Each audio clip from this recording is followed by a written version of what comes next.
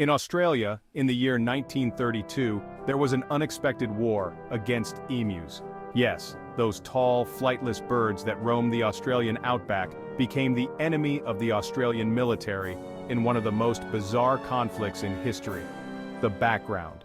After World War I, many Australian soldiers were given farmland in Western Australia, but as the Great Depression hit, these farmers were struggling to grow crops, and to make matters worse, thousands of emus, an estimated 20,000, migrated into the farmlands from the outback in search of food. The emus found the farmers' crops irresistible and started wreaking havoc on the wheat fields. The farmers, desperate to save their livelihoods, asked the government for help. The plan. The Australian government decided to send in the military, with machine guns. Yes, that's right, they declared war on emus. The plan was to send soldiers armed with Lewis guns, a type of light machine gun used during World War I, to thin out the emu population. The war. On November 2, 1932, the war began.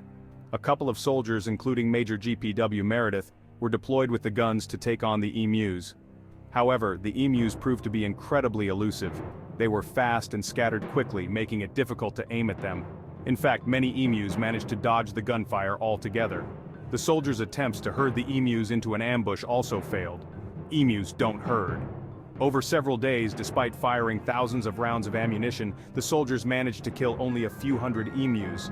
The rest simply outran or outsmarted them. At one point, the machine gun even jammed, much to the delight of the emus who continued their assault on the wheat fields.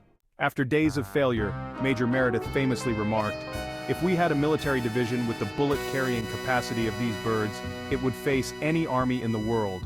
Ultimately, the emus won the war. The military withdrew, and the emu population continued to flourish.